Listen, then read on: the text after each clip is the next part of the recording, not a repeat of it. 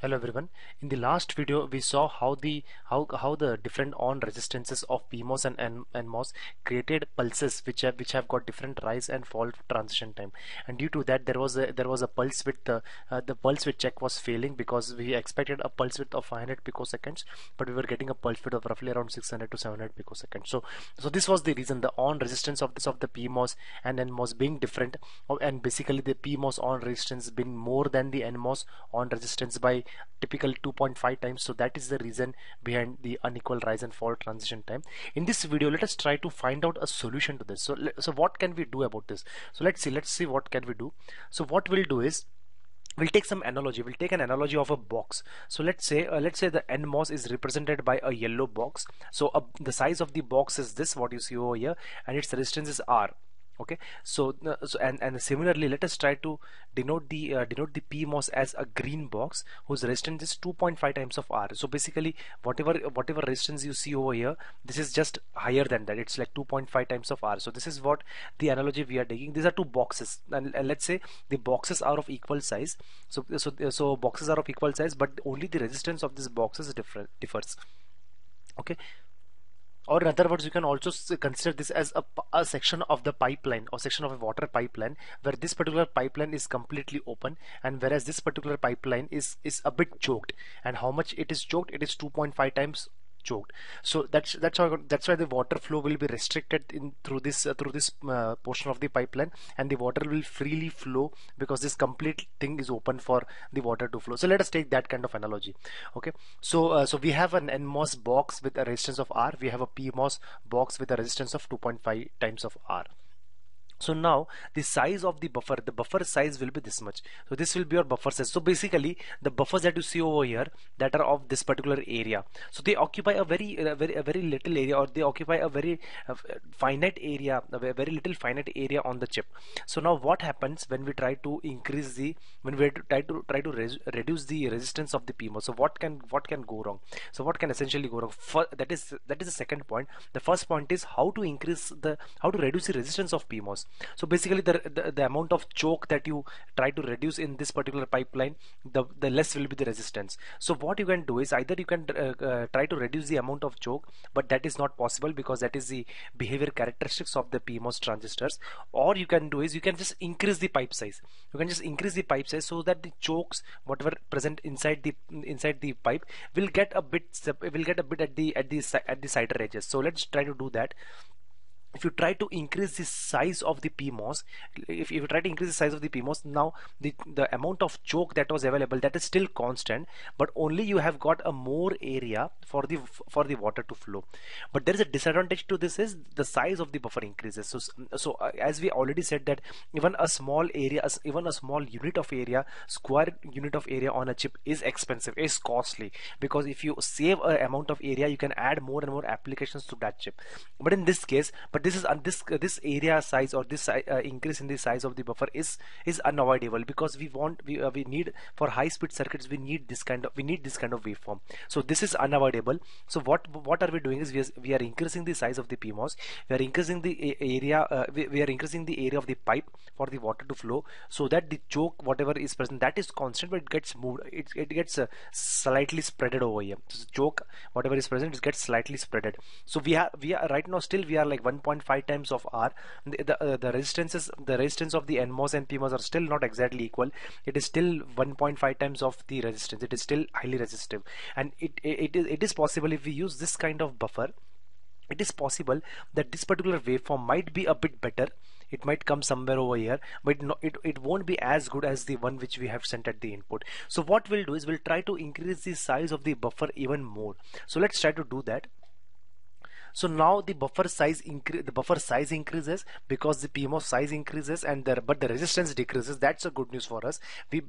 As the resistance decreases, it's not yet completely equal to R, but it's 0.5 times of R.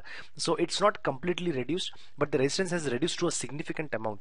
And what we can see is, by using this particular buffer also, you might get very close to this one, but it's always better to maintain a good equality of resistance between the NMOS and the PMOS.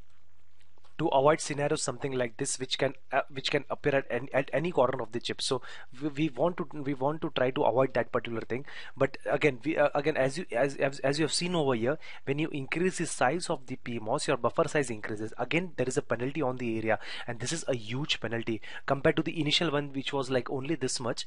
This was the initial area. Now we are like 2.5 1.5 times or twice more than that particular, or even more than twice. You can actually place three regular buffers over here, so it's three times more than the initial buffer size. But there is no option to this. We have to do this to in case of high speed circuits, and in case of performance we need to do this. So what we'll do is we'll try to increase the size of the PMOS even more, and now the resistance of the PMOS exactly matches with the resistance of NMOS.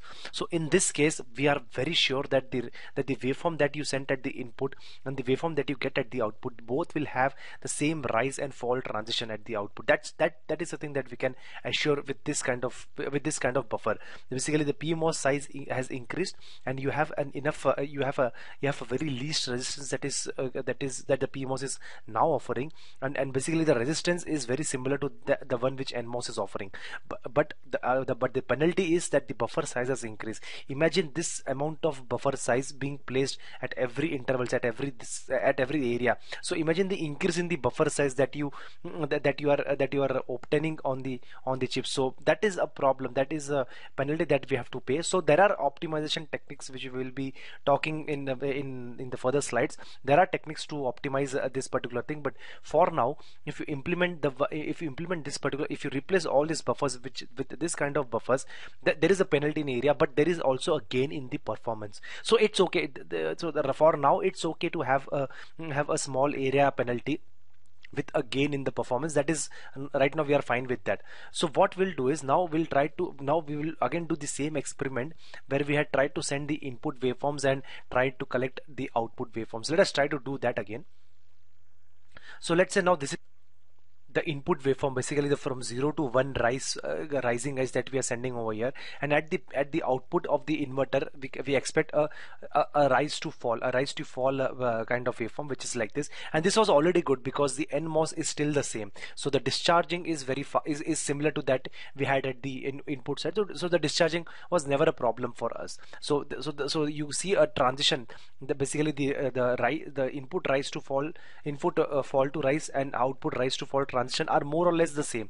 Basically what matters for us is the output transition time, rise to fall transition time, and the fall to rise transition time should be equal. So in this case, let us try to calculate that particular value first. So the high to low transition time is, let's say, T1, and the delay is, let's say, D1. Delay is from this endpoint to this point. Let's call the delay as D1. Next we will be sending the fall to the rise to fall transition time, the high to low pulse at the input of the inverter, and at the output that you get is you get a sharp waveform which is very close to the input one, or which is very close to the one that we saw in the previous case. So the fall to rise transition time is now exactly equal to the rise to fall transition time, and the reason for this is now the charging current will flow through the PMOS, but the PMOS is a bigger in size, which means it has got a low resistance. It has low resistance, which means the resistance is very similar to the one which we had for the NMOS. So in this case, the transition time, the rise time will be faster, the capacitor will, or the output will get charged faster, and you see this kind of transition time, basically fall to rise transition time. Now if you calculate the delay, it's exactly the same. It's again D1. We have got rid of the delta factor over here, and also we have achieved that we have come to a point, we have come to a very healthy conclusion where we say that the rise to fall, fall to rise transition time is now very equal to the rise to fall transition time. Basically we have brought a solution into the picture which says the transition time, the rise transition time and the fall transition time are equal. We have almost found out some solution to that. We will again look into some optimization techniques, but till now we are happy about that. that we have a solution, we had a problem and we had a solution to that. So let's see, what we'll do is, since now I'm running out of time, we'll take this particular solution in the in this particular chip and do the quality check analysis again, because we are again modifying the clock tree. So as and when we modify the clock tree, we need to do the complete we need to fill the complete checklist again. So what we'll do, we'll try to look all this in the next video. Thank you.